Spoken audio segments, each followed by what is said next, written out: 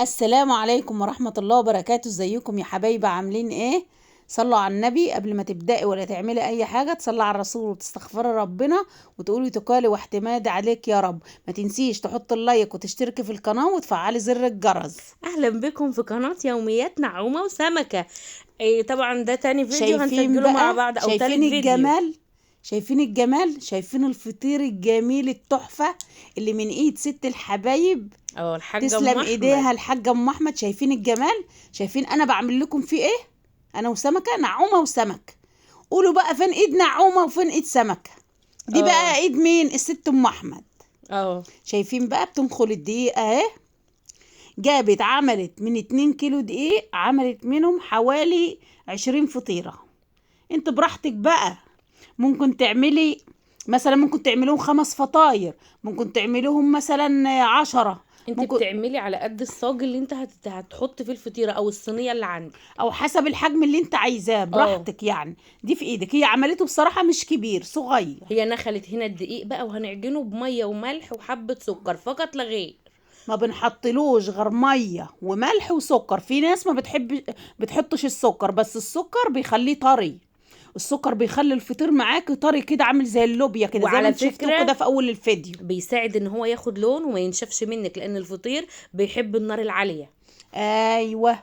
فانت حتى لو النار عندك مش عالية قوي، هادية يعني غصب عنك، هي دي النار اللي عندك، اما بتحط شوية السكر دولت بيخلوا وشه يحمر بسرعة، وبيديكي بقى الطراوة اللي في الفطير ويورقوا وتلاقي الفطيرة معاكي ترفع بسرعة وتشديها وتمطيها. بصوا ما اقولكمش، اديكم شايفين اهو بدأت هي تعجن اهي بمية. بصراحة اجمل فطير تاكليه من ايد الحاجة ام احمد.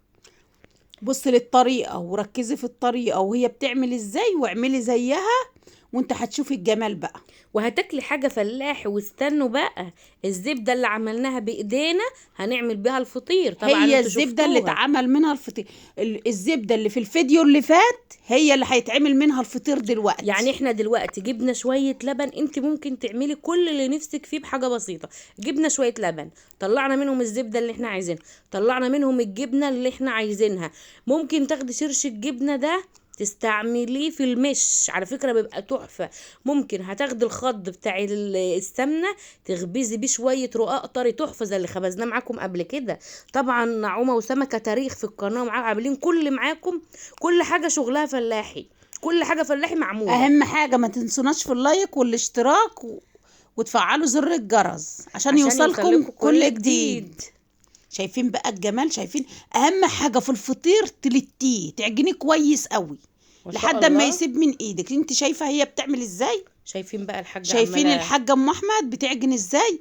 على فكرة رغم دراعها وجعها، ادعي لها بالشفاء ان ربنا يشفيها يا رب. بس هي الله اكبر عليها. الحاجات اللي زي دي لازم هي اللي تعملها بايديها، ولازم تديها حقها، لان بصراحة ربنا هي بيبقى لها طعم تاني ونكهة تانية من ايديها.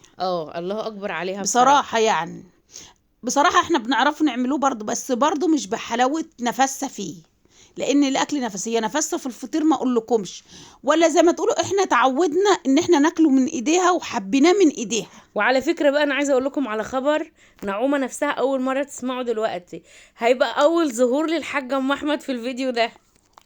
هتشوفوا بقى الحاجة ام احمد، هنوريكم وشها وهتشوفوها، وهتشوفوا نعومة وسمكة برضو هما مع بعض، بس للأسف مش هتشوفوا وشنا. حاطين نفسنا في الصورة المصغرة. لو ممكن عايزين تفرقوا من ما بين نعومة وسمكة، ونشوف بقى مين هيعرفنا من بعض. اللي بيحبنا هو اللي هيعرفنا وهيعرف يفرقنا من بعض. انتوا اكيد عارفيننا من الصوت، انا سمكة وهي نعومة. هل هتعرفوا تفرقوا بيننا في الشكل؟ لا، متهيألي ما يعرفوناش في الصوت برضو، لسه ما يفرقوش ما بيننا في الصوت من نعومة ومن سمكة. تعرفوا تقولوا صلة القرابة اللي ما بيننا؟ لا، لو انتوا بتحبونا هتقولوا لنا صلة القرابة اللي ما بيننا. وعلى فكرة وهتقولوا من نعومة ومن سمكة. انا هسهلها لكم، احنا مش سلايف. شايفين بقى؟ هي دهنت الصينية بالزيت، دهنتها بالزيت، ودلوقتي بتقطع الفطيرة اهو. بتقطعه الحجم اللي انت عايزاه حسب الصاج اللي عندك اللي هتخبزي فيه، حسب الحاجة اللي انت هتفردي عليها، حسب الصينيه اللي انت هتفرد عليها او الطبليه. عايزاه كبير كبري، عايزاه صغير صغري، دي في ايديك. انت ممكن تعملي 2 كيلو دقيق 4 فطاير. الفطيره نص كيلو، ممكن تعملها فطيرتين، ممكن تعملي الفطيره كيلو. الله اكبر بتبقى كبيره زياده عن اللزوم، فاحنا بنشتغل زي ما احنا عايزين. دي بتبقى في ايدك انت وحسب امكانياتك انت. اهو انت شايفين ام احمد يعني ايه، بتشوف ايه، بتشوف حجمها في ايديها قد التانية ولا لا، اه زي ما انتوا شايفين كده. شايفين وعلى بقى فكره سهل الجمال هي جدا. على فكرة اسهل اكلة، اسهل اكلة بصراحة ربنا بتتعمل. اه حتى والله حتى في الفرد بتاعها. في نص الفطير الحاجه تعبت شويه وانا كملت بدالها. إيه ما شاء الله ما شاء الله. ومعانا طبعا وسوينا فالحاجه الله اكبر. انتوا هتشوفوا، بس هي بتحب تعمل الحاجه دي بايديها قوي. وعلى فكره عملناه في فرن البوتاجاز وانتوا شايفين طري ازاي. طري ما اقولكمش بصراحة ربنا. اه يعني مش ان انا في فرن البوتاجاز هيبوظ مني، لا. السر في شوية السكر، خلي بالكم. لا السر مش حكايه شويه سكر، هقول لك انا بقى على حاجه. مم. ان انا طالما الفرن بتاعي حامي فوق وتحت هعمل احلى فطير. ما هو ما ينفعش يبقى الفرن بارد ويواطي خالص ومش عالي كده، هيبوظ لي على الفطير. فكرة في صينية تاني زي ديت عليها ايه فطير، بس ايه ما اتصورتش. احنا يعني ايه قلنا ان حبينا نختصر بصراحة. اه او شايفين بقى بتفردوا ازاي، شايفين بتحط شوية الزيت زي ما انتوا شايفين كده على الصينية، كافة الصينية على الطبق البلاستيك. ممكن لو عندك ترابيزة بتكفيها عليها. اه وبتاخد الفطيرة كده، الفطير بقى لما رفع لزق في بعضه كده بقى ايه عز الطلب بتاعه. هي كده الله اكبر كنا عملنا كتير. احنا كنا عملنا كتير على فكرة يعني حتى بصوا انا وسوينا. جايبه لكم في الاخر. الزبدة شايفين الزبدة بقى جنبها اهي. 20 فطيرة دولت خدوا حوالي كيلو ونص زبدة. لا احنا كيلو عاملين ونص. لا 2 كيلو. 2 كيلو زبدة. 2 كيلو خدوا 2 كيلو زبدة، يعني ال10 فطاير خدوا كيلو زبدة. اه فانت بقى لو هتعملي هتضعفي الكمية. بصي بقى انت بتجيبي الزبده، يعني الزبده دي احنا حاطين 2 كيلو شايفين زبده بقى بتمد فلاحي. ايديها من تحت وتشد الفطيرة. حاطين 2 كيلو زبده فلاحي على نص ازازه زيت، بس زيت نضيف ما يكونش ليه ريحه. ايوه، لان بصراحه الزيت اوعي تحطي زيت مزنخ. شايفين بقى هي بتفرد الفطيرة ازاي. وهقول لكم على حاجه الزيت لما بيبقى نضيف بيخلي الفطير حلو. يعني انت بتحطي نص ازازه زيت. شايفين؟ بصي بقى انت عايزه تعمليه بسمنه براحتك، بزبده براحتك. لو انتوا يعني اخواتنا المسيحيين وعايزين يعملوه صيامي هيعملوه بزيت بس، فاللي انتوا عايزينه اعملوه. هنا بقى احنا مفككين الزبده مش مسيحينها. نركز قوي في الحته دي. لو سيحت بصوا الزبدة هتنشفه. هتنشفه. يعني احنا ما مفككينها تقدحش. بس عشان الجو ساقع. الجو تلج. شايفين بقى، شايفين الفقاقيع دي سر نجاح الفطير. رقيق ازاي، الله اكبر عليه. شايفين لو اتقطعت منك مش مشكلة، ما تشغليش بالك، عادي هتطلع بص تحفة. وعلى فكرة اسهل بقى بكتير من الرقاق الصغير ابو عيال كتير ده. الفطير اللي بيتعمل عيال صغيرة ده انا ما بحبوش بصراحة. بس احنا هنعمله لكم تعب. برضو في مرة، لان هو بالنسبة للمبتدئين اسهل. والله وده اسهل وجميل. بالنسبة لنا احنا اسهل عشان احنا متمرسين في الحوار ده. ماشي. انما في ناس مبتدئة زي مثلا عروسة جديدة عايزة تعمل فطيرة رك لجوزها. ما شافت بص كده هتعمله. لا ان شاء الله هنعمله لهم في فيديو مع بعض برضو. ان شاء الله. الصاج عصيته زبدة، دهنته بالزبدة اهو، وحطت زبدة عليها من الوش. بصوا يا جماعة وحطيتها على انتوا الصاج. واخدين بالكم الفطيرة ماشية ازاي؟ ماشي عاملة زي الحلاوة، زي السكينة في الحلاوة بالظبط. تتفرد ازاي؟ زي الحلاوة الطحينية ما بتفرديها كده في السندوتش. ولا الجبنة نوتيلا. نوتيلا. شايفين وهنعمل لكم الجمال؟ على فكرة هنتجمع مع بعض تاني على فكرة. ان شاء الله. احنا ان شاء الله هي ان شاء الله حد فينا هيسافر قريب، فاحنا هنتجمع تاني وهنعمل فطير بحشوات مختلفة. شوفوا بقى. انا بصوا هقول لكم على حاجة. احنا بصوا واحدة من بلد والتانية من بلد واتجمعنا ببلد تالتة. احنا قلنا لكم كده بقى. خمنوا انتوا. قلنا لكم كده في الفيديو احنا اللي دلوقتي فات. في ارض محايدة. ما بين لا عندي بلدين. سمكة ولا عندي نعومة. في ارض محايدة فين بقى؟ بص، يعني سمكة في محافظة ونعومة في محافظة وام احمد في محافظة. احنا اتجمعنا بقى في محافظة من بتاعة واحدة مننا احنا التلاتة. لا هم شافوا الحاج ام احمد دلوقتي. انت شفتوا الحاجة ام احمد. يا ترى ام احمد بقى عند نعومة ولا احنا عند سمكة ولا احنا كلنا عند ام احمد؟ هم هيعرفوا. شايفين هنا بقى احنا بنملى الصواني بتاعتنا. فردته وحطيته على الصاج اهو. قلت اوريكم بقى كوبايه الشاي بالنعناع بتاعتنا. كانت تحفه. ودلوقتي اتفرد اهو، بتحطيه على الصاج بيرفع، بتروحي مبططاه كده بيروح مفرود على طول في وعلى ثانية. فكره بقى انا عايزه اقول لكم على حاجه، انتوا شفتوا وشه عامل ازاي؟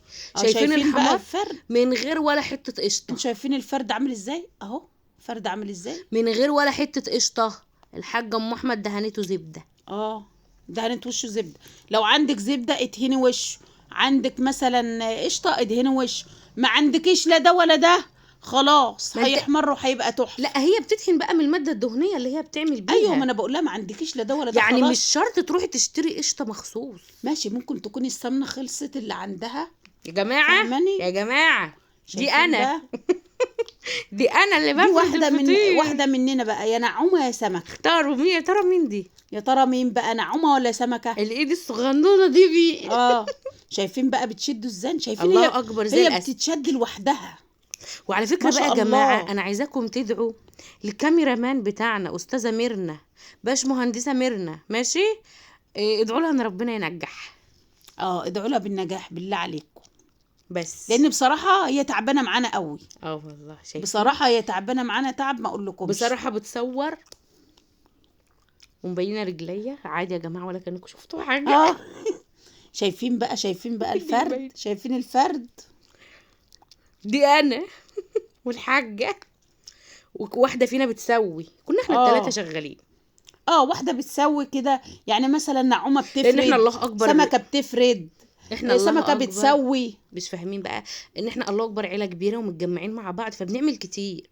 فطبعا الحاجه ام احمد خدمه العجينه حلوه قوي قوي قوي، لازم تخدمها فكانت في العجين. بترتاح بسرعه. تمام. فكنا بقى مثلا انا خلصت مليت السجان بتاعتي ندخلها الفرن، على ما اكون انا فردت غيرها هيكون ارتاح، هات وخد كده على طول. زي ما انتم شايفين كده. شايفين الله بقى؟ اكبر يعني جميل. انا كنت حاسه ان العجينه بتتفرد لوحدها بصراحه ربنا. والله مش متعب والله يا جماعه. انتوا عارفين انا هقول لكم على حاجه، الحاجه ام احمد بتعمل ايه؟ انا النهارده محتاره على الاكل، هعمل اكل ايه؟ تنها قايمه عامله شويه فطير في ثانيه الا ثانيه بصراحه ربنا تكون عملت الفطير. وبصراحه احنا عملنا مخروطه وصورنا فيها، بس ايه بقى، يعني التصوير بتاعها ما كانش هيعجبكم بصراحه ربنا. قلنا نعملوها مره تانية وهنصورها لكم برضه. التجمع العائلي ليه طعم تاني، مش عايز كاميرا. طبعا مش عايز حاجه، عايز بس ان احنا نفضل قاعدين مع بعض. بس احنا ما نسيناكمش عشان انتوا حبايبنا، وشاركناكم في الفطير وفي الجبنه وفي الزبده، فكفايه عليكم كده قوي. هنتجمع بقى ان شاء الله في اجازه تانية ونعمل مع بعض اكتر من كده بكتير. بس يا ريت تقولوا من نعومه ومن سمكه. وعلى فكره بقى يا جماعه، من اني بلد الفيديو يبقى جايب مشاهدات كتير ومش جايب لايكات، هو انت صباعك بيوجعك؟ ده هيديك الوان جميله مبهجه حبيبي وانت بتبص كده حط اللايك. ما تنساش اللايك، اهم حاجه اللايك عشان يوصلك كل جديد كده. وعلى فكره لو حد طلب مننا حاجه في الكومنتات هنعملها له ايا كانت ايه هي. اللي انتوا عايزينه. لو عايزين فطير نوديه لكم لحد البيت هنوديه. حته جبنه ماشي، حته زبده ماشي، اللي عايز حاجه هنعملها له من عينينا. طبعا. شايفين جمال الرقاق عشان انتوا حبايبنا وغاليين علينا. شايفين الجمال بقى؟ احنا من غيركم ولا حاجه، انتوا اللي عملتوا نعومه وسمكه، وانتوا اللي ونعومه وسمكه هيكبروا بيكم، وربنا يكبر بخاطركم يا رب، وزي ما بتكبروا بخاطرنا كده، واي حد يا رب يكبر بخاطر اي حد ربنا يكبر بخاطره يا رب. انا بقى بوريكم انه الفرن شغلناه فوق وتحت يسخن. بنفرد بقى كويس. شايفين بقى يا جماعه؟ شايفين؟ بصوا هو احنا بنعمل اهو يا جماعه، بس اكيد ده احنا مش متمكنين زي الحاجه ام احمد. الحاجه ام احمد حاجه تانية بصراحه. دي مش ايد تعمل فطير، الحاجه ام احمد اللي بالصلاه على النبي. استاذه ورئيسه قسم بصراحه. الله اكبر عليها. الله اكبر عليه. شايفين الله اكبر يا جماعه؟ شايفين بقى؟ شايفين هي بقى هنا هتحط بقى تحت، حاطط تحت وهتحط على الشبكه، وعلى الشبكه 2 فوق، ونزل وطلع، وبعد كده هناخده من تحت لفوق ومن فوق لتحت. بصوا بقى يا جماعه، شايفين بقى الجمال؟ والمروحه بتاعت الفرن شغاله، وايه اديله ادي ربنا بصراحه ربنا حاجه تحفه.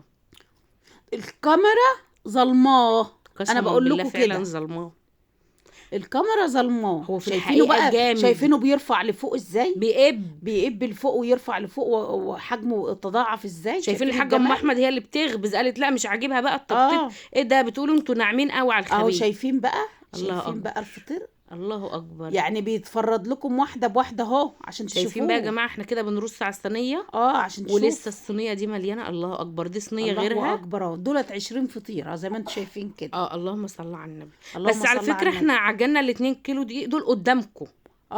بس احنا يعني في حاجه اكتر من كده، لان يعني احنا عجلنا 2 كيلو دي قدامكم، وام احمد كانت عاجنه قبل كده. فقلنا عشان نصور لكم برضو ما نحرمكمش من تصوير الفطير، قلنا نشارك. بصوا بقى، رحنا عملنا اتفرجوا على الفطير وطراوه عشان تشوفوا الفطير. عجينته. بصوا يا جماعه سخن، ما كناش عارفين نمسكه والله العظيم، كنا ماسكينه بالعافيه. والله بيتقطع كده في ايدينا بالعافيه. الله اكبر الله اكبر، عشان سخن مولع نار. جميل. شايفين الجمال؟ جميل. شايفين؟ بالله عليكم ما تنسوا تحطوا اللايك، يلا لايك وشير وسبسكرايب عشان الجرس. يوصل لكم كل جديد. وقبل ما تبداي ولا تعملي اي حاجه، زي ما انا قلت لك، تصلي على الرسول وتستغفري ربنا وتقولي توكالي واعتماد عليك يا رب. شايفين الورق؟ ربنا هيقويكي ويعينك. على فكره ده ورق جلاش، ده زبده دايب دوب دايب. الله اكبر. شايفين الجمال عامل ازاي؟ الله اكبر عليك. احنا ما كناش عارفين نمسكه في ايدينا من السخونيه بتاعته. يلا بقى يا جماعه، ان شاء الله نشوفكم على خير في فيديو جديد، والسلام عليكم ورحمه الله وبركاته. سلام.